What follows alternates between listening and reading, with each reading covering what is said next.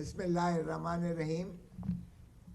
سب سے پہلے میں یہاں آنے والوں کو اور خصوصاً اپنے پریس کے ساتھیوں کو، دوستوں کو میں خوش آمدید کہتا ہوں اور دل کی اتح گہرائیوں سے آپ کا مشکور ہوں کہ آپ یہاں تشریف لائے ہیں. اس کے باوجود کہ یہاں ویسے تو کافی آپ کو فوگ، اسموگ اور بڑی گھٹن کی فضا کا جو ہے چرچا کیا جاتا ہے، لیکن کیا خوبصورت دن اللہ تعالیٰ نے آج جو ہے ایک ایسی روشنی دی ہے، ایک ایسا سورج دیا ہے، ایک ایسا آج موسم دیا ہے کہ میں سمجھتا ہوں دنیا کے بہترین موسم میں آج اس کو شمار کیا جا سکتا ہے. میں پاکستان کے لیے محبتوں کا، امن کا، خوشیوں کا اور میں سمجھتا ہوں بھائی چارہ اور نفرتوں کو دفن کر کے ایک سفر کا آغاز کے لیے میں دعوت دیتا ہوں. اور میں سمجھتا ہوں پاکستان انہی خوشیوں کا متحمل ہے، انہی چیزوں کا متقاضی ہے. 25 کروڑ عوام ہمارے، کیا خوبصورت اللہ تعالیٰ نے ہمیں پاکستان کی شکل میں ایک خطہ دیا ہے. لیکن کیا صرف پاکستان کے طول و عرض کی زمین ہی پاکستان ہے؟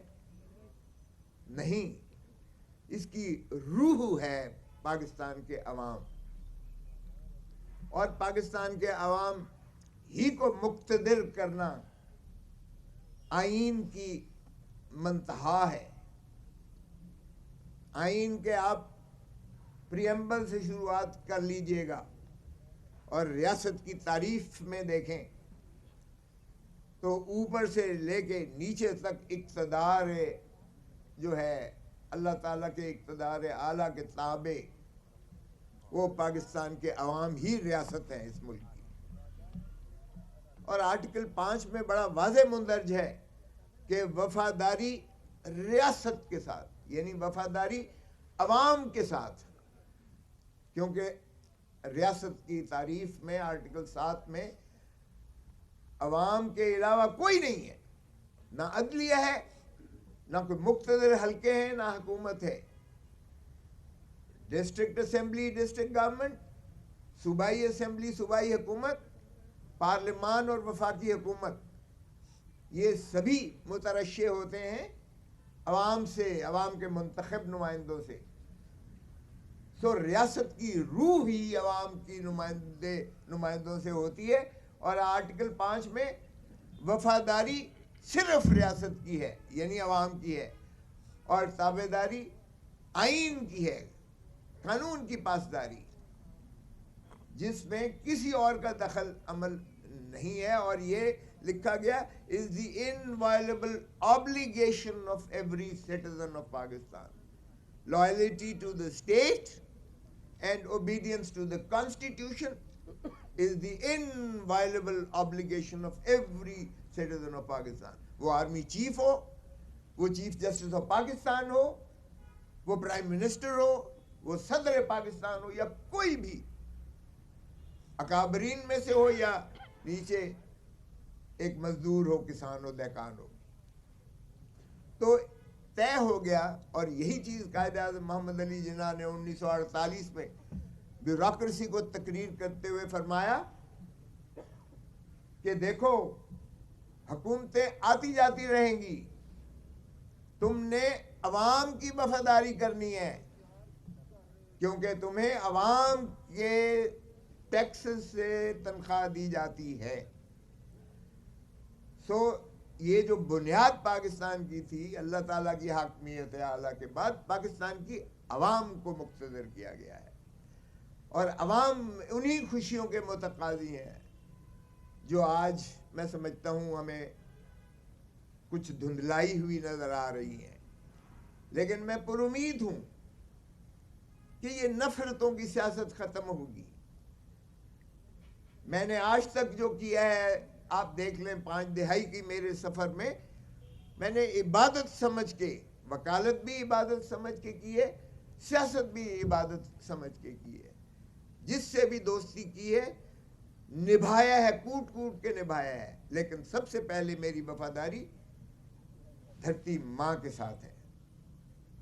اور دھرتی ماں صرف سنور سکتی ہے اگر ہم آئین پر عملداری کریں, کیونکہ آئین ایک ایسا عمرانی معاہدہ ہے, اس عمرانی معاہدے میں آپ کو تمام تر فلاحی مملکت کے خد و خال اور اصول نظر آئیں گے.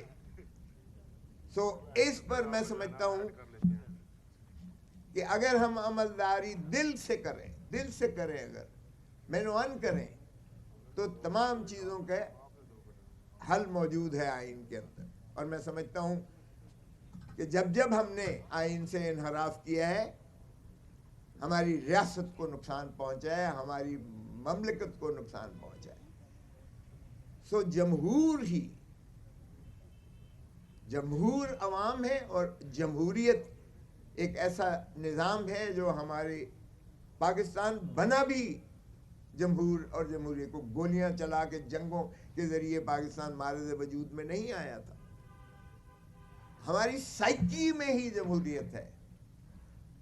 اور قائد اعظم محمد علی جناح دیکھیے گا, اب کچھ کہتے ہیں کہ وکلا, ارے بھائی تخیل پاکستان وکیل نے دیا, علامہ اقبال محمد علی علامہ اقبال نے دیا, بیرسٹر علامہ اقبال. تکمیل پاکستان بیرسٹر قائد اعظم محمد علی جناح نے کیا تھا. اور جو پاکستان کا آئین ہے 1973 کا جو آج بھی ہمیں جوڑے ہوئے ہے, وہ بھی بیرسٹر شہید ذوالفقار علی بھٹو صاحب نے دیا. تو آج بھی جب اس پر یلغار ہوئی اور چیف جسٹس کو بالوں سے پکڑ کر ایک وہ عامر جو مکے دکھاتا تھا اس نے اسے معزول کیا افتخار محمد چودھری کو, تو بھی ہراول دستے کے طور پر وکیل نکلا تھا. اور سب سے پہلے خون میرے ماتھے پر جو لاٹھیاں برسائی گئی تھی مال روڈ پر, ساری پاکستان کی قوم دنیا ساری نے دیکھا تھا. وہاں سے ایک شروعات ہوئی جو وکلا برادری بھی اٹھی اور پھر سیاسی جماعتیں بھی آئیں اور پبلک نے لبیک کہا اور دنیا نے مانا.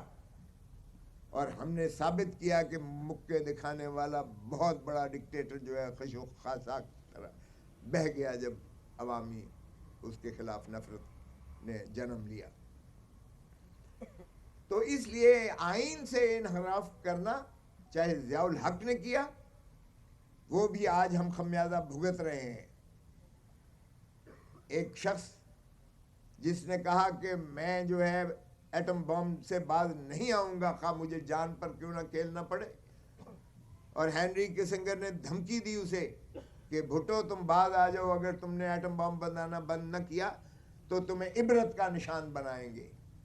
اور اس نے وہ سائفر جو ہے راجہ بازار راول پنڈی میں لہرا کر قوم کو اعتماد میں لیا. لیکن ہم نے بدقسمتی سے کوئی ہینری کسنگر یا امریکہ کو تو کچھ نہ کہا, لیکن ضیاء الحق نے مولوی مشتاق کے ساتھ مل کر اس عظیم قائد کو شہید ذوالفقار علی بھٹو کو پھانسی دے کر لحد میں اتار دیا.